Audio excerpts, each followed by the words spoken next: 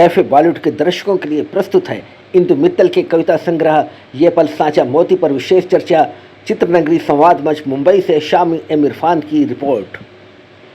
तो एक सहज अभिव्यक्ति के रूप में उसे आपके सामने ये रख देती है। इंदु मित्तल जी की किताब मैंने पढ़ी, मुझे ये किताब अच्छी लगी और ये भी देख के अच्छा लगा कि किताब के प्रकाशन में गुणवत्ता का भरपूर निर्वाह किया गया है। बहुत अच्छा कागज़ है, बहुत अच्छी छपाई है, बहुत अच्छा कवर डिजाइन किया गया है कि किसी के हाथ में एक किताब जाएगी तो उसे लगेगा कि एक सुंदर उपहार उसे मिल गया है। तो इस जो है सुंदर उपहार के लिए इंदु जी आपको बधाई, क्योंकि ये सुंदर उपहार मुझे भी मिला है ना। तो ये जो किताब है, इस किताब में जिंदगी में धूप भी होती है, छाँव भी होती है। धूप और छाँव दोनों का बहुत सुंदर चित्रण इंदु मित्तल जी ने किया है। साथ ही हमारे दिल की दुनिया बहुत बड़ी है। इस दुनिया में बहुत सारे जज्बात हैं, भावनाएं हैं, उम्मीद है, आकांक्षा है, सपने हैं, संघर्ष है और बस बहुत कुछ कर गुजरने का जज्बा है। तो ये जो बहुत सारी भावनाएं हैं, इन सारी भावनाओं का इजहार अपने शब्द के माध्यम से इंदु मित्तल जी करती हैं।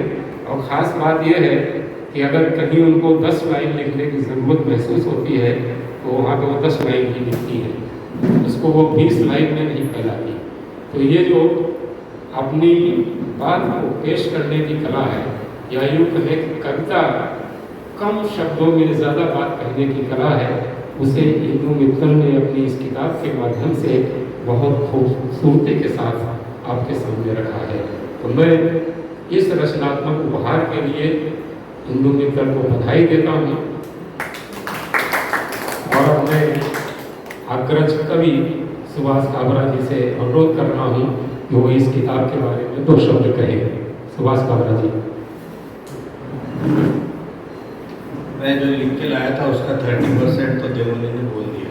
तो आपने मुझे बताना नहीं चाहिए दोस्तों,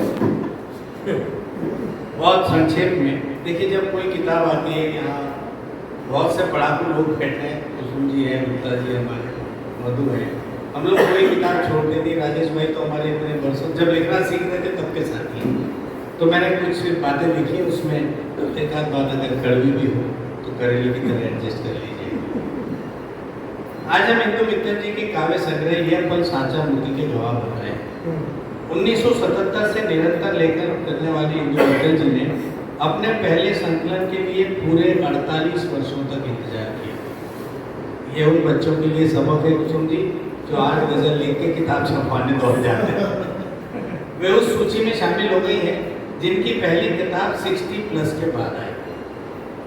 बड़ी ईमानदारी से वे स्वीकार करते हैं कि लिखना मेरे लिए मजबूरी है। हमें कई नाटककार मिलते हैं, अरे वो तो ऐसा था इसलिए, लेकिन बहुत ईमानदारी से वो स्वीकार करती हैं कि लिखना मेरे लिए मजबूरी है, क्योंकि जब अंदर से उबाल आता है तो कागज पे उतारे बिना रहा नहीं जाता। ये इससे बड़ी ईमानदार पंक्तियाँ बहुत कम हम लोग पढ़ पाते हैं।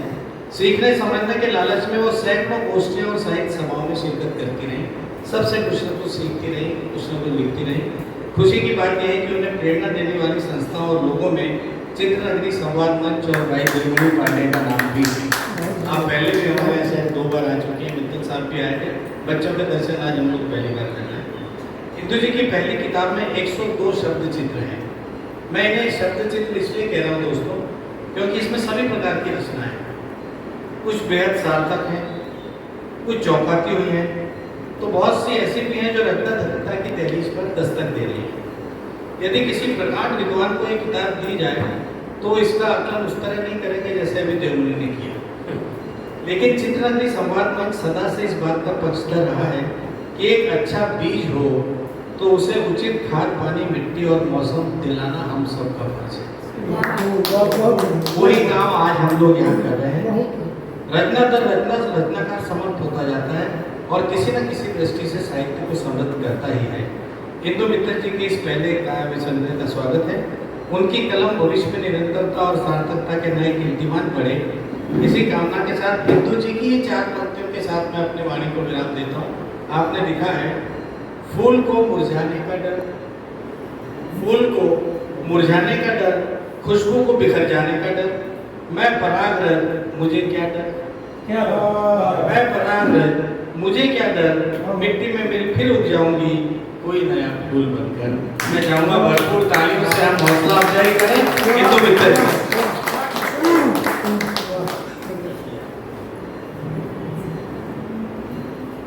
अवरा जी ने संक्षेप में बहुत सारगर्भी वक्तव्य आपके सामने दिया और इंदु मित्तल जी की हौसला अफजाई थी।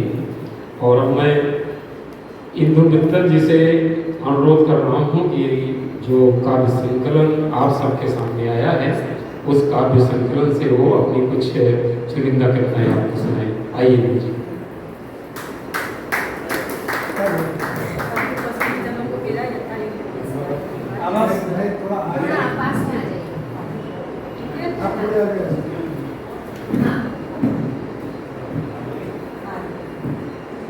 परिचय तो मेरा हो ही गया, तो मैं फिर से उसको रिपीट नहीं करती, मुझे पता है सब लोग कर चुके हैं ना। ये तो मैं कविताएं सुना रही हूँ, मेरी पसंद की है कि नहीं, बस देवमणि जी ने मुझसे कहा है कि ये कविताएं सुनाना, इसलिए मैं सुना रही हूँ। ठीक है,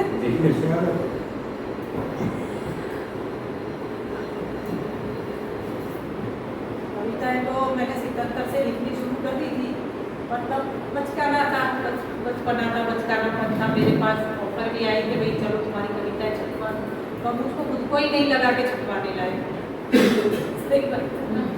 तो लगा के हाँ भी छपवाने लायक है तो छपवाते हैं। और मैं नीरज जी है हमारी इंदौर से, नीरज कविता प्रकाशन को उनसे छपवाई है, और ये कवर भी मेरे ही डिजाइन पसंद की है, और ये शीर्षक भी मेरे ही सच्चा है। शीर्षक है दुनिया क्या है। दुनिया क्या है?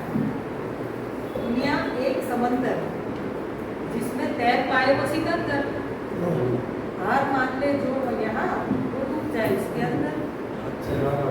दुनिया एक सिकंदर जिसमें तैर पाए वो सिकंदर, हार मान ले जो यहाँ वो डूब जाए उसके अंदर। दुनिया एक बाजार, दुनिया एक बाजार की जिसमें मोल भाव चलते रहते हैं। इंसान का नहीं मोल यहाँ, जरूरतों के पल तुलते हैं। दुनिया एक बाजार के जिसमें मोल भाव चलते रहते हैं, इंसान का यह नहीं मोल यहाँ, जरूरतों के पल तुलते हैं। दुनिया एक बागीचा, दुनिया एक बागीचा जिसमें रोज नए गुल खिलते हैं।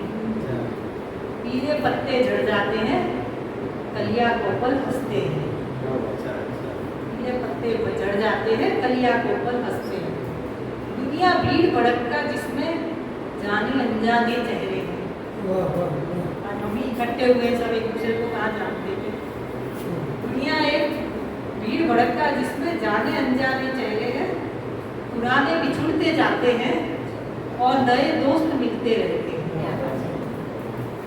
दुनिया ऐसा रास्ता जिसमें आगे ही चलते जाना है। दुनिया ऐसा रास्ता जिसमें आगे ही चलते जाना है। पीछे मुड़ना नामुमकिन और आगे सब अनजाना है। पीछे मुड़ना नामुमकिन और आगे सब अनजाना है।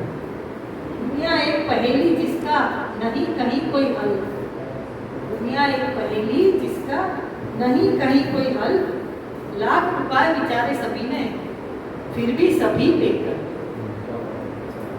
दुनिया एक समंदर जिसमें तैर पाए वो सिकंदर, हार मान ले जो यहाँ और डूब जाए उसके अंदर।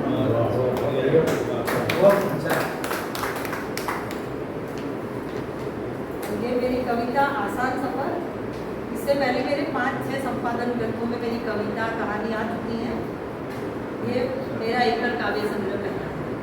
तो ये सफ़र अगर आशा करना है तो मैं, कई लोगों ने मेरी ये लाइनें कई जगह यूज़ की, मेरी बात पढ़ी है मैंने कितने लोगों के। ये मेरी 2013 में किताब आई थी, स्वर्ण आभा गुजरात, उसमें थी ये कविता, और फेसबुक से भी रखी हुई। इसका शीर्षक है सफ़र अगर आसान करना है। सफर अगर आसान करना है कम से कम सामान ले चले। बीते कल को बाघ साथ में क्यों नाहक का बोझा ढोए। कल को बाघ साथ में क्यों नाहक बोझा ढोए। अनेक सफर में विश्रांति के लिए रखते हैं कुछ इंतजाम। सफर पे जाते कितनी तैयारी करते हैं ना, ये चाहिएगा वो चाहिएगा। अनेक सफर में विश्रांति के लिए रखते हैं कुछ इंतजाम भी। इसी तरह कुछ मीठी यादें मन की फुलवारी में ले जाना है साथ, तो मीठी यादें ले चलो। लेकिन कड़वी तीखी यादें उनको बिसराने में ही सार। लेकिन कड़वी तीखी यादें उनको बिसराने में ही सार है। क्यों ऐसी बेजा बातों से अपना सफर हम निकट बनाएं।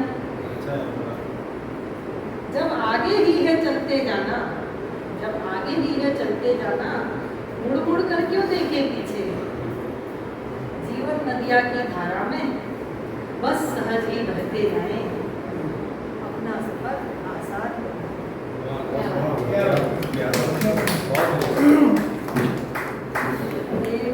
ये है राहें। कितने रास्ते रास्ते में हम आते जाते देखते हैं। कितनी बार राहों को देखकर ही मन में कितना ख्याल आता है, कहाँ जाती होगी, कहाँ ले जाती होगी, रास्ते ढूंढते हो। ऐसे जीवन में भी बहुत सारे राहें आती हैं। शिक्षा क्या राहें, जाने कहाँ से आती है राहें, जाने कहाँ ले जाती है राहें। जाने कहाँ से आती है राहें, जाने कहाँ ले जाती है राहें। कभी दूर मंजिल दिखाती है राहें, कभी कदमों में मंजिल दिखाती है राहें। अपनों को दूर ले जाती है राहें, बिछड़े हुओं को मिलाती है राहें। अपनों को दूर ले जाती है राहें, कभी बिछड़े हुओं को मिलाती है राहें। सुहाने नज़ारे दिखाती है राहें, कभी राहों में कितने सुंदर नज़ारे होते हैं। और मंजरों से कभी डराती है राहें। ऐसे मंजर आ जाते हैं देख के डर जाते हैं कि कहाँ है। सुहाने नज़ारे दिखाती है राहें, मंजरों से कभी डराती है राहें। थककर हम जो थम गए तो, थककर हम जो थम गए तो दूर हमसे चली जाती है राहें। कदमों तले कितनी बिखरी है, कदमों तले कितनी बिखरी है राहें। न जाने कौन सी हो हमारी राहें। हिंदू जी ने मुझे कुछ पंक्तियां याद दिला दी। और मैं अक्सर ये चाहता हूँ सुनी कि जब किसी मम्मी की किताब आए, किसी पापा की किताब आए और बच्चे सामने बैठे हो, तो वो मेरी 8 पंक्तियां जरूर सुने। केवल 8 पंक्तियों से संदेश ही देना चाह रहा हूँ। कि पत्थर की हवेली है दरवाजे कांच के, अनपढ़ होते जाते पोती बाँच बाँच के। हिंदी की खाने वाले अंग्रेजी गाते हैं, बेटे नादान माँ को भूल जाते हैं। कंप्यूटर का युग है आगे बढ़ते जाइए, लेकिन हमको मेमोरी से मत मिटाइए। पिज्जा खाने वाली पीढ़ी पैदा होती है, लेकिन मक्के की रोटी मक्के की रोटी है।